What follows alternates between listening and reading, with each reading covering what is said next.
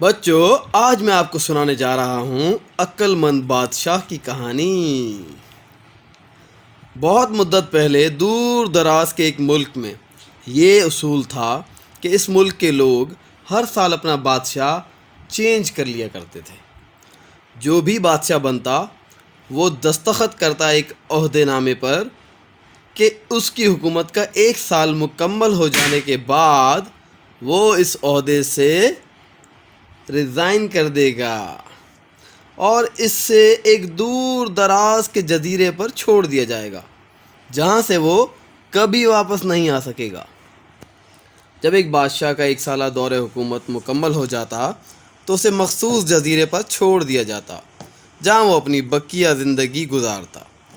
اس موقع پر اس بادشاہ کو بہترین لباس پہنایا جاتا اور ہاتھی پر بٹھا کر اسے پورے ملک کا الوداعی سفر کروایا جاتا جہاں وہ سب لوگوں کو آخری خیر بات کہتا۔ وہ بہت ہی افسوسناک اور غمزدہ لمحات ہوتے اور پھر وہاں کے لوگ بادشاہ کو اس جزیرے پر ہمیشہ کے لیے چھوڑ آتے۔ ایک مرتبہ لوگ اپنے پرانے بادشاہ کو جزیرے پر چھوڑ کر واپس آ ہی رہے تھے کہ انہوں نے ایک ایسا سمندری جہاز دیکھا جو کچھ دیر پہلے ہی تباہ ہوا تھا، اور ایک نوجوان شخص نے خود کو بچانے کے لیے لکڑی کے ایک تختے کا سہارا لے رکھا تھا۔ چونکہ ان لوگوں کو ایک نئے بادشاہ کی بھی تلاش تھی، لہذا انہوں نے اس نوجوان شخص کو اپنی کشتی میں بٹھا لیا اور اپنے ملک لے آئے اور اسے 1 سال حکومت کرنے کی درخواست کی۔ پہلے تو وہ نوجوان نہ مانا، لیکن پھر وہ 1 سال کے لیے بادشاہ بننے پر راضی ہو ہی گیا۔ وہاں کے لوگوں نے اس بادشاہت کے تمام اصول اور طریقے سمجھا دیے اور یہ بھی بتا دیا کہ 1 سال کے بعد وہ اسے بھی فلاں مخصوص جزیرے پر چھوڑ آئیں گے۔ بادشاہت کے تیسرے دن اس نوجوان بادشاہ نے اپنے وزیر سے کہا، مجھے وہ جگہ دکھائی جائے جہاں گزشتہ تمام بادشاہوں کو بھیجا گیا تھا۔ مطلب پچھلے بادشاہوں کو جہاں بھیجا گیا تھا، وہ اپنے وزیر سے کہہ رہا تھا کہ مجھے اس جگہ پر لے کر چلو، میں دیکھنا چاہتا ہوں۔ وزیر نے بادشاہ کی خواہش کا احترام کرتے ہوئے انہیں وہ جزیرہ دکھانے کا اہتمام کیا۔ وہ جزیرہ مکمل طور پر جنگل تھا اور جنگلی جانوروں سے بھرا ہوا تھا، اور ان جانوروں کی آوازیں جزیرے کے باہر تک سنائی دے رہی تھیں۔ بادشاہ جائزہ لینے کے لیے تھوڑا سا جنگل کے اندر گیا اور وہاں اس کے پچھلے تمام بادشاہوں کے ڈھانچے پڑے نظر آئے جنہیں جانوروں نے کھا لیا تھا۔ وہ سمجھ گیا کہ بہت جلد اس بیچارے بادشاہ کا بھی یہی حال ہوگا اور جنگلی جانور اس کو چیر پھاڑ کر کھا جائیں گے۔ ملک واپس پہنچ کر بادشاہ نے مضبوط طاقتور جسم کے 100 مزدور اکٹھے کیے، ان سب کو اس جزیرے پر لے گیا اور حکم دیا جنگل کو 1 ماہ میں مکمل طور پر صاف کر دیا جائے، تمام خطرناک جانوروں کو مار دیا جائے اور سب فالتو درخت کاٹ دیے جائیں۔ وہ ہر ماہ خود جزیرے کا دورہ کرتا اور کام کی خود نگرانی بھی کرتا۔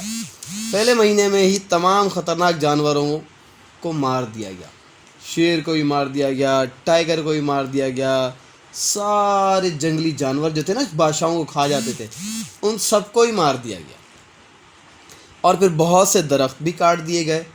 دوسرے ماہ یعنی 2nd منتھ تک جزیرہ مکمل طور پر صاف ہو گیا تھا۔ اب اس پہ کوئی جانور بھی نہیں تھا اور اس میں خطرناک قسم کے پیڑ بھی نہیں تھے۔ اب بادشاہ نے مزدوروں کو حکم دیا کہ جزیرے پر مختلف مقامات پر خوبصورت باغات تعمیر کیے جائیں۔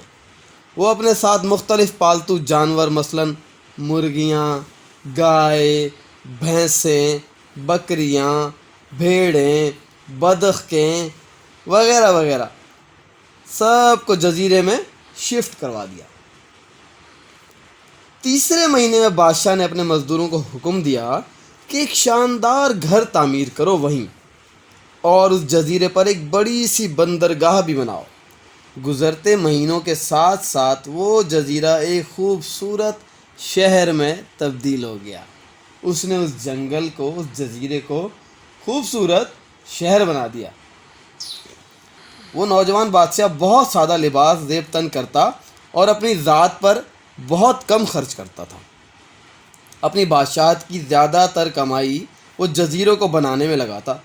10 ماہ گزر جانے کے بعد بادشاہ نے اپنے وزیر سے کہا، میں جانتا ہوں کہ 2 مہینے بعد مجھے جزیرے میں چھوڑ دیا جائے گا، لیکن میں ابھی سے وہاں جانا چاہتا ہوں۔ وزیر اور دوسرے وزراء اس بات پر متفق نہیں ہوئے اور بادشاہ سے کہا کہ آپ کو 2 ماہ مزید صبر کرنا ہوگا تاکہ سال مکمل ہو جائے۔ سال پورا ہونے کے بعد ہی آپ کو اس جزیرے پر چھوڑا جائے گا۔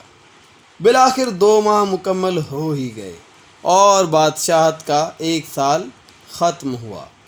حسب روایت وہاں کے لوگوں نے اپنے بادشاہ کو شاندار لباس پہنایا اور ہاتھی پر بٹھایا تاکہ وہ اپنی رعایا کو خیر بات کہہ سکے، مطلب گڈ بائے کر سکے۔ اور یہ بادشاہ اپنی الوداعی تقریب پر بہت ہی خوش تھا۔ لوگوں نے اس سے پوچھا، اس موقع پر تمام گزشتہ بادشاہ، مطلب پہلے جو بادشاہ تھے، وہ تو روتے رہتے تھے، لیکن آپ ہنس رہے ہیں، آپ کیوں اس قدر خوش ہیں؟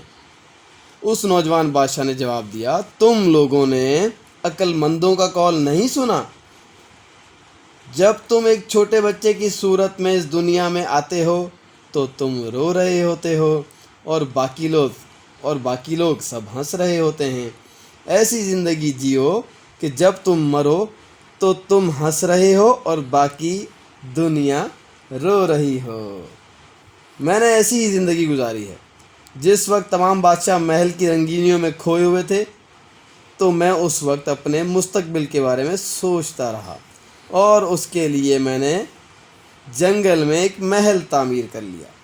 میں نے اب اس جزیروں کے خوبصورت قیام گاہ میں تبدیل کروا دیا ہے، جہاں اب میں اپنی باقی زندگی نہایت چین اور آرام سے گزار سکوں گا۔ یہ تھی آج کی کہانی بچوں، کیسی لگی کہانی؟